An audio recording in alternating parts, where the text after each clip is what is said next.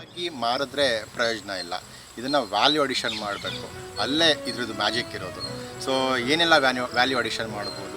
So ಇದಕ್ಕೆ ನಮ್ಮ ದೇಶದಲ್ಲಿ ಅಷ್ಟೇ ಅಲ್ಲದೆ ಯುರೋಪ್, ಅಮೇರಿಕಾ ಮತ್ತು ಆಸ್ಟ್ರೇಲಿಯಾ ಎಲ್ಲ ಕಡೆ ತುಂಬ ವೆಸ್ಟರ್ನ್ ಕಂಟ್ರೀಸಲ್ಲಿ ತುಂಬ ಡಿಮ್ಯಾಂಡ್ ಇದೆ. ಯಾಕೆ ಅಂತಂದರೆ ಇದನ್ನು ಪ್ರಪಂಚದ ಒಂದು ಅತ್ಯಂತ ಸೂಪರ್ ಫುಡ್ ಅಂತ ಆಲ್ರೆಡಿ ಹೆಸರು ಪಡ್ಕೊಂಡಿದೆ. ಇತ್ತೀಚೆಗೆ ಡಿಮ್ಯಾಂಡ್ ಜಾಸ್ತಿ ಆಗಿರೋ ಕಾರಣ ಸೊ ಇದು ಎಲ್ಲ ಕಡೆ ಮಾರ್ಕೆಟ್ ಮಾಡ್ತಾಯಿದ್ದಾರೆ. ಬಟ್ ವ್ಯಾಲ್ಯೂ ಅಡಿಷನ್ ಮಾಡಬೇಕು. ಇದ್ರ ಮಾರುಕಟ್ಟೆ ಎಷ್ಟು ದೊಡ್ಡದು ಗೊತ್ತಾ? 10 ಬಿಲಿಯನ್ಗಿಂತ ದೊಡ್ಡದು. ಇದು 2025 ರಿಸಲ್ಟ್ಸು. 2026ಅಲ್ಲಿ 12 ಬಿಲಿಯನ್ ದಾಟುತ್ತೆ ಅಂತ ಹೇಳಲಾಗ್ತದೆ.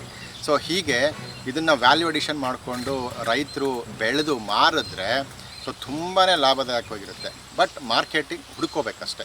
ಸೊ ಏನೆಲ್ಲ ಮಾಡ್ಬೋದು ಈ ನುಗ್ಗೆಕಾಯಿ ಸೊಪ್ಪಿಂದ? ಸೊ ಬೇಸಿಕಲಿ ಇದನ್ನು ಹಸಿರು ಸೊಪ್ಪನ್ನ ಒಣಗಿಸಿ, ಅದನ್ನು ನೆರಳಲ್ಲಿ ಒಣಗಿಸಿ, ಅದನ್ನು ಪುಡಿ ಮಾರಾಟ ಮಾಡಿದ್ರೆ ನಿಮಗೆ ಅದು ಒಂದು ಒಳ್ಳೆ ಲಾಭದಾಯಕ ಆದಂತಹ ಮೌಲ್ಯವರ್ಧಿತ ಉತ್ಪನ್ನ. ಇರೋದಿಲ್ಲ. ಆದರೆ ಈ ಪ್ರೋಟೀನ್ ಅಂಶ ಈ ನುಗ್ಗೆ ಸೊಪ್ಪಿನಲ್ಲಿ ಸಾಕಷ್ಟು ಇದೆ. ಅದೇ ರೀತಿ ನಾರಿನಾಂಶ ಇತ್ತೀಚಿನ ದಿನಗಳಲ್ಲಿ ಏನಾಗಿದೆ ಅಂತಂದರೆ ಸೊ ಎಲ್ಲರಲ್ಲೂ ಒಬೆಸಿಟಿ ಅಂದರೆ ಬೊಜ್ಜುತನ ಜಾಸ್ತಿ ಆಗಿದೆ. ಸೊ ಈ ನುಗ್ಗೆ ಸೊಪ್ಪಿನಲ್ಲಿರುವಂತಹ ನಾರಿನಾಂಶ ಸೇವನೆ ಮಾಡೋದ್ರಿಂದ ಆ ಬೊಜ್ಜಿನಾಂಶ ಕೂಡ ಕಮ್ಮಿ ಮಾಡ್ಬೋದು. ಅದೇ ರೀತಿ ಸಕ್ಕರೆ ಕಾಯಿಲೆ ಹಾಗೆ BP ಅಂತ ನಾವೇನು ಹೇಳ್ತೀವಿ ಸಾಕಷ್ಟು ಜನದಲ್ಲಿ ದಿನೇ ದಿನೇ ಹೆಚ್ಚಾಗ್ತಿದೆ. ಈ ನುಗ್ಗೆ ಸೊಪ್ಪಿನ ಸೇವನೆ ಮಾಡೋದ್ರಿಂದ ಈ BP ಕೂಡ ಕಮ್ಮಿ ಮಾಡ್ಬೋದು. ಅದೇ ರೀತಿ ಸಕ್ಕರೆ ಅಂಶ ಇದರಲ್ಲಿ ಹೈಪೋಗ್ಲೈಸಿಮಿಕ್ ಅಂತ ನಾವು ಹೇಳ್ತೀವಿ, ಆ ಅಂಶ ಇರೋದ್ರಿಂದ ಆ ಸಕ್ಕರೆ ಕಾಯಿಲೆಯನ್ನು ಕೂಡ ನಿಯಂತ್ರಣ ಮಾಡ್ಬೋದು.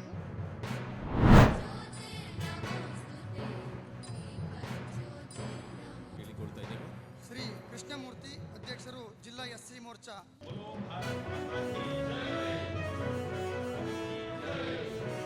ಸಂಸದರಾದ ಶ್ರೀನಿವಾಸ ಪೂಜಾರಿ ಅವರು, ಮಾನ್ಯ ಶ್ರೀಯುತ ಗಾಂಧಿರಾಜರವರಿಗೆ ಕನಸಿನ ಕವನ್ ಇಂಡಸ್ಟ್ರಿಯನ್ನು ಕಟ್ಟಿ ಬೆಳೆಸಿದವರು, ತೀರಾ ಗ್ರಾಮೀಣ ಪ್ರದೇಶದಲ್ಲಿ ಕಲೆ ಕಡಿದವರು ಶ್ರೀಯುತ ಕುಮಾರ್ ದಾಸರವರು. ಈ ಮೂವರು ಪ್ರತಿಭೆಗಳು ಶ್ರೀನಿವಾಸ ಪೂಜಾರಿ ಅವರಿಗೆ ಸುಂದರ ಮಸ್ಕೂರು.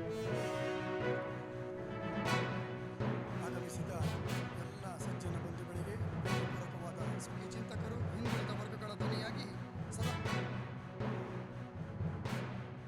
ಒಂದಿಷ್ಟು ಅನುಭವವನ್ನು ಪಡಿಬೇಕು, ಒಂದಷ್ಟು ವಿಚಾರಗಳ ವಿಮರ್ಶೆ ಆಗಬೇಕು, ಬೇರೆಯವರಿಂದ ಮಾರ್ಗದರ್ಶನ ಕೊಡಬೇಕು.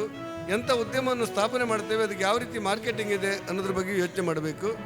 ಮತ್ತು ಆ ಬ್ಯಾಂಕಿಂಗ್ ಜೊತೆಯಲ್ಲಿ ಹಣಕಾಸು ವ್ಯವಸ್ಥೆಗಳಲ್ಲಿ ನಮ್ಮ ಶಕ್ತಿ ಏನು ಮತ್ತು ಆ ಉದ್ಯಮಕ್ಕೆ ಕೊಡುವಂಥ ರಾಷ್ಟ್ರೀಕೃತ ಬ್ಯಾಂಕ್ಗಳತ್ತು ಬೇರೆ ಸಾಲ ಸಂಸ್ಥೆಗಳು ಯಾವ ರೀತಿ ಕೊಡ್ತೇವೆ ಅನ್ನೋದನ್ನು ಯೋಚನೆ ಮಾಡಿ ಈ ಉದ್ಯಮದಿಂದ ನಮಗೆ ಅನುಕೂಲ ಆಗುತ್ತೆ ಅನ್ನೋದು ಖಚಿತ ಆದ ನಂತರ ಅದಕ್ಕೆ ಕೈ ಇಕ್ಕಿದಾಗ ಸ್ವಲ್ಪ ಶ್ರಮಿಸಿ ದುಡಿದವರಿಗೆ ಅನುಕೂಲ ಆದಂಥ ಅನೇಕ ಉದಾಹರಣೆಗಳು ನಮ್ಮ ಮುಂದಿವೆ.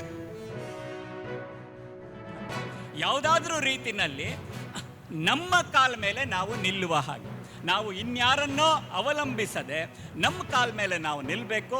ನಾವೇ 4 ಜನರಿಗೆ ಕೆಲಸವನ್ನು, ಉದ್ಯೋಗವನ್ನು ಕೊಡುವ ಹಾಗೆ ನಾವು ಆಗಬೇಕು ಅನ್ನುವ ಆಶಯವನ್ನು ಇಟ್ಕೊಂಡು ಈ ಒಂದು ಬಹಳ ಅರ್ಥಗರ್ಭಿತವಾದ ಕಾರ್ಯ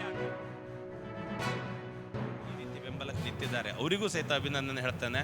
ಹಾಗಾಗಿ ಈ ಕಾರ್ಯಕ್ರಮದ ಕೊನೆಯ ಉದ್ದೇಶ ಏನು ಕೇಳಿದರೆ, ಇಲ್ಲಿ ಬಂದಂಥ 4 ವಿದ್ಯಾರ್ಥಿಗಳು, ನಾ ಎಲ್ಲರನ್ನು ಅಂತ ಹೇಳೋದಿಲ್ಲ, 4 ಜನ ಆದರೂ ನಾನು ಉದ್ಯಮಶೀಲನಾಗಬೇಕು, ನನಗೆ ಉದ್ಯಮ ಮಾಡಬೇಕು. ಸಣ್ಣದಾಗಿ ಆದರೂ ಒಂದು 2 ಕೆಲಸಕ್ಕೆ ಹಾಕೋತೇನೆ, ದೊಡ್ಡದಾದರೆ 200 ಜನರನ್ನು ಕೆಲಸಕ್ಕೆ ಹಾಕೋತೇನೆ. ಕೊನೆಗೂ ಜೀವನದಲ್ಲಿ ನಾನು ಸ್ವಂತ ಉದ್ಯಮ ಮಾಡಬೇಕು ಅಂತ ನಿಮ್ಮ ಮನಸ್ಸಿನಲ್ಲಿ ಬಂದರೆ, ನಿಮ್ಮ ಹೃದಯದಲ್ಲಿ ಬಂದರೆ ನಮ್ಮ ಈ ಕಾರ್ಯಕ್ರಮ ಸಕ್ಸಸ್ ಅಂತೇಳಿ ನಾನು ಅಂದ್ಕೊಳ್ತಾ ಇದ್ದೇನೆ.